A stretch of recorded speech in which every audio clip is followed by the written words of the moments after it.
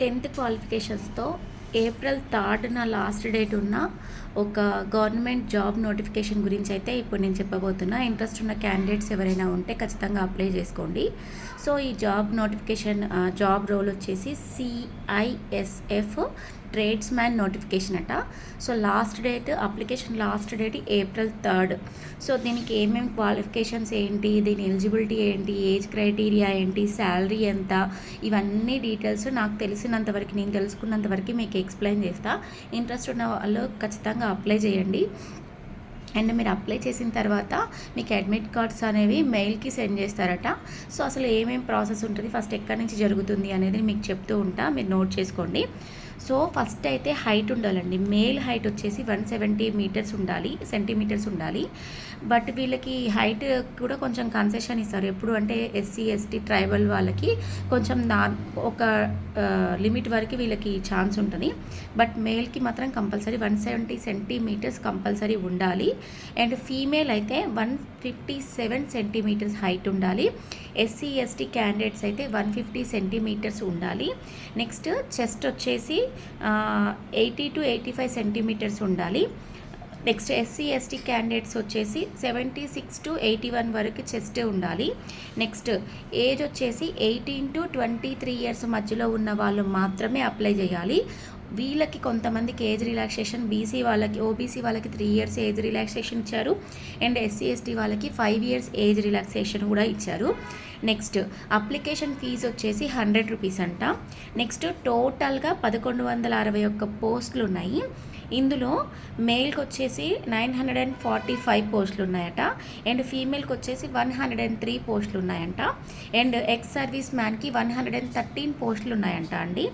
Next దీంట్లో salary basic pay ఎంత ఉంటుందంటే 21,700 నుంచి 69,100 వరకు ఉంటుంది. వీటితో పాటు ఈ బేసిక్ పేతో పాటు HRA, DA ఇవి కూడా యాడ్ అవుతూ ఉంటాయట. నెక్స్ట్ ఆ సెలెక్షన్ ప్రాసెస్ అనేది ఏ విధంగా ఉంటుందో నోట్ చేసుకోండి. ఫస్ట్ మీరు కనుక ఇది అప్లై చేయాలి అని డిసైడ్ అయితే దానికి మీకు ప్రాసెస్ కూడా తెలియాలి కదా. ఫస్ట్ మీ హైట్ని చెక్ చేస్తారట. హైట్ని చెక్ చేసిన తర్వాత మీరు అప్లికేషన్ ఇచ్చిన తర్వాతకి మీకు అడ్మిట్ కార్డ్స్ అయితే ప్రొవైడ్ చేస్తారు. అండ్ హైట్ చెక్ చేస్తారు. తర్వాత ఫిజికల్ టెస్ట్ చేస్తారు. అంటే మేల్కి అయితే రన్నింగ్ టెస్ట్ ఉంటుంది అనమాట. దాన్ని PET అంటారట. సో దాని మేల్కి అయితే 1600 మీటర్స్ 6 నిమిషాలు 30 సెకండ్లలో కంప్లీట్ చేయాలంట. నెక్స్ట్ ఫీమేల్కి అయితే 800 మీటర్స్ 4 నిమిషాల్లో కంప్లీట్ చేయాలంట. Next document verification. ఈ రన్నింగ్లో ఎవరైతే క్వాలిఫై అవుతారో వాళ్ళకి నెక్స్ట్ స్టెప్లో డాక్యుమెంట్ వెరిఫికేషన్ అనేది జరుగుతుందంట. సో నెక్స్ట్ PST జరుగుతుంది.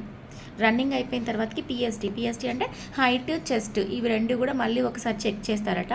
సో అక్కడ కూడా మళ్ళీ కన్ఫర్మ్ చేసుకున్న తర్వాతకి next document verification, original certificates అన్నీ, మీ 10th qualification certificates, caste, income ఇవన్నీ కూడా వెరిఫికేషన్ చేస్తారట. అన్ని ఒరిజినల్స్ తీసుకొని వెళ్ళాలి. తర్వాతకి ట్రేడ్ టెస్ట్ మీన్స్ మీరు ఒకవేళ ఈ అప్లికేషన్ ట్రేడ్స్మెన్ టెస్ట్లో ఏం జరుగుతుంది అంటే కుకింగ్కి అప్లై చేశారా, బార్బర్గా అప్లై చేశారా, కీపర్గా అప్లై చేశారా, వాషర్ మ్యాన్గా అప్లై చేశారా, మీరు ఏ పోస్ట్కి అప్లై చేశారో దానికి రిలేటెడ్ టెస్ట్ పెడతారట. నెక్స్ట్ రిటన్ ఎగ్జామ్ ఉంటుందండి. అందులో కూడా క్వాలిఫై అయిన తర్వాతకి రిటన్ ఎగ్జామ్ పెడతారట. రిటన్ ఎగ్జామ్ అనేది 100 మార్క్స్ 10th లెవెల్లోనే ఉంటుంది. నెగిటివ్ మార్కింగ్ అయితే ఉండదట. సో ఈ 100 మార్క్స్ పేపర్ ఉంటుంది. పేపర్ కూడా కొంచెం నార్మల్ క్వశ్చన్సే వస్తాయి, అంటే మరీ టఫ్ క్వశ్చన్స్ కూడా ఏం రావని చెప్తున్నారు. నెక్స్ట్ తర్వాత ఈ రిటన్ టెస్ట్లో క్వాలిఫై అయిన వాళ్ళు, రిటన్ టెస్ట్ కూడా 2 అవర్స్ ఉంటుంది, 100 మార్క్స్ ఉంటుంది, నెగిటివ్ మార్కింగ్ అయితే లేదు. ఈ రిటన్ టెస్ట్ కంప్లీట్ అయిన తర్వాత క్వాలిఫై అయిన వాళ్ళకి మెడికల్ టెస్ట్ చేస్తారట. మెడికల్ టెస్ట్లో మెడికల్ ఫిట్నెస్ ఉంటే తర్వాతకి మెరిట్ లిస్ట్ ఆధారంగా సెలెక్షన్ అయితే చేస్తారట. సో ఈ విధంగా సెలెక్షన్ ప్రాసెస్ అయితే ఉంటుంది. సో ఓవరాల్గా మీ క్వాలిఫికేషన్ 10th ఉంటే సరిపోతుంది. హైట్ అండ్ చెస్ట్ వీళ్ళు ఇచ్చిన మెజర్మెంట్స్కి సరిపోయేటట్టుగా ఉంటే సరిపోతుంది. మీరు ఏ ట్రేడ్ మ్యాన్గా అప్లై చేస్తున్నారు, మీరు బార్బరా, కుక్ చేస్తారా, బాగా వాషింగ్ చేస్తారా, దేనికి సంబంధించింది అప్లై చేస్తే దానికి రిలేటెడ్ టెస్ట్ అయితే వాళ్ళు కండక్ట్ చేస్తారు. సెలెక్షన్ ప్రాసెస్ అయితే మళ్ళీ చెప్పాను కదా, ఒకసారి వినండి అర్థం కాకపోతే.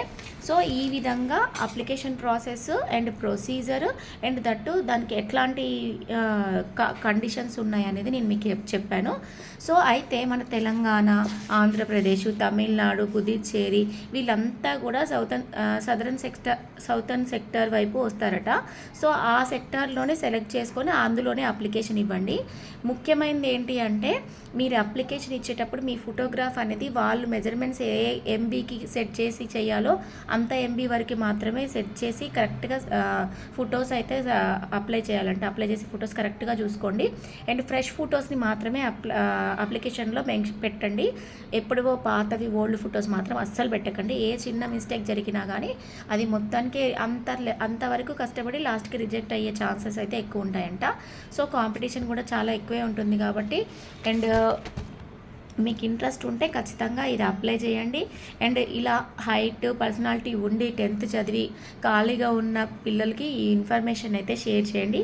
ఇన్ఫర్మేషన్ నచ్చితే లైక్ చేయండి, షేర్ చేయండి, సబ్స్క్రైబ్ చేయండి.